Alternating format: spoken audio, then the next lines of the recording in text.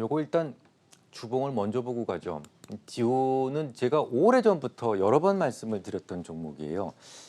정말 놀랍게도 뭐 이 상승 구간에선 제가 뭐라고까지 얘기를 말씀을 드렸냐면 이 굉장히 좋은 종목이라는 말씀을 드렸었어요. 왜냐하면 이 디오 나비가 하는 일이 사실 임플란트 시술이라는 것이 매우 그 경험치가 중요한 시술이거든요. 그래서 조금 연세 드시고 경험치가 있으신 분들은 피도 별로 안 나고 째일 때 딱 째고 뭐 환자들 고생도 별로 안 합니다. 그런데 신출내기 같은 경우는 아무래도 그 기술에 대한 누적된 기술이 없으니까 아무래도 여러 군데를 찢을 수가 있겠죠. 그래서 그런데 이제 디오 나비가 뭐냐면 임플란트를 할 수 있는 정확한 지점을 콕 집어주는 거죠. 내비게이션처럼 콕 집어주는 거죠. 그래서 소위 퍼포먼스를 동일하게 가져갈 수 있다.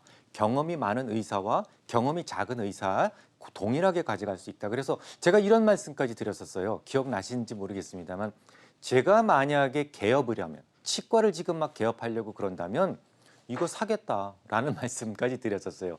그 주가가 올랐는데 요때쯤 제가 뭐라고 말씀을 드렸냐면 문제가 좀 생겼습니다라는 말씀을 드렸어요. 회계적 문제라고 말씀을 드렸어요. 그죠? 기억나시죠? 회계적 문제.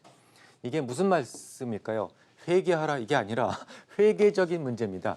그러니까 이게 지금 내구재잖아요. 그러니까 기계 설비죠. 기계 설비인데 오랫동안 이게 가지고 갈 수 있는데 어느 정도 지나면 고장이 날 수도 있고 AS 같은 것들이 요청이 들어올 수가 있겠죠.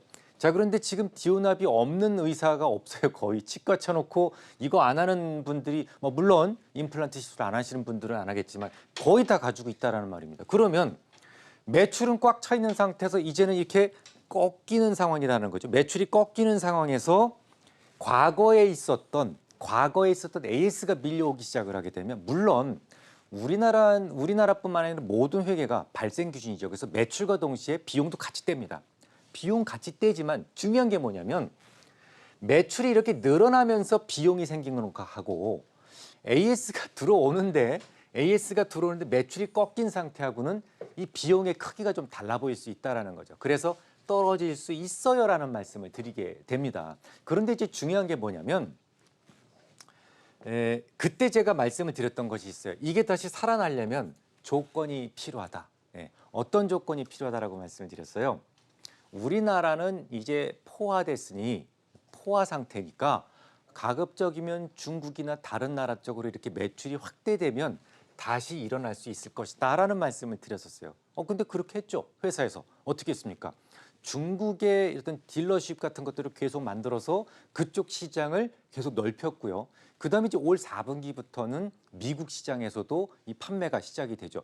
뿐만 아니라 뭐 신제품에 대한 건 기대치 같은 것들도 있을 수가 있고요. 뭐 UV 액티베이터 2라든지 이런 것들이 이제 계속 그 론칭되면서 거기에 대한 매출이 같은 네트워크 안에 매출이 뚝 떨어지면 어떻게 된다고요? 매출이 늘어난다라는 말씀 드렸었죠. 그래서 그런 기대치 때문에 상승할 수 있다라는 것까지 말씀을 드렸어요. 자, 그럼 다시 일봉으로 한번 가보겠습니다.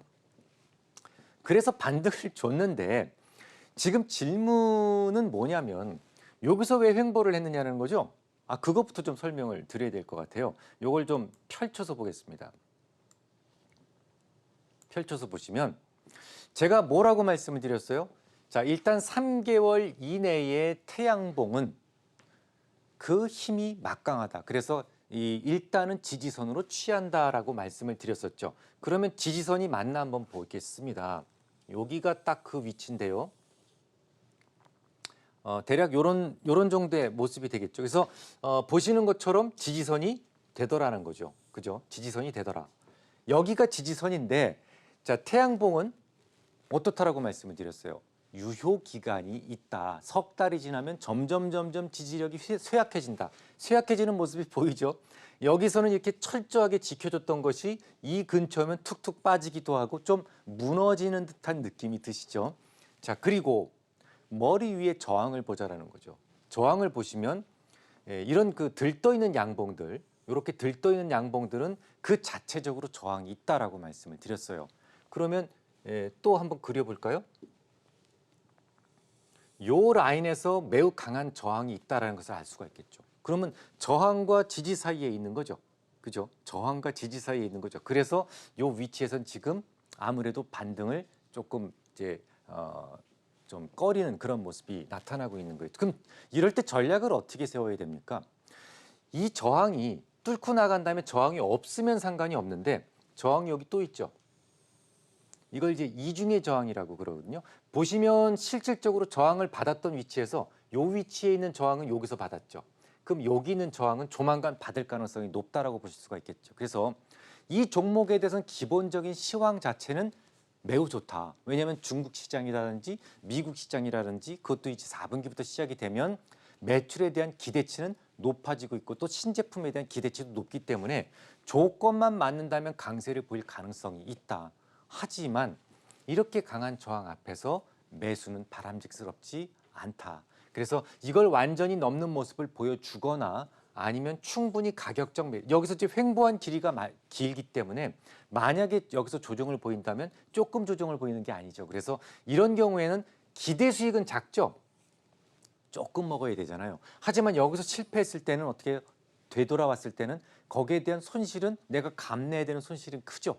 그랬을 때는 난 이거 깨지면 무조건 버린다라는 생각을 단단히 가지고 있으시면서 기다리시거나 아니면 조금 비중을 축소해 놓으셨다가 돌파한 다음에 다시 사시거나 아니면 충분한 가격적 메리트를 줬을 때 다시 매수를 하시거나 이런 전략을 권고드립니다.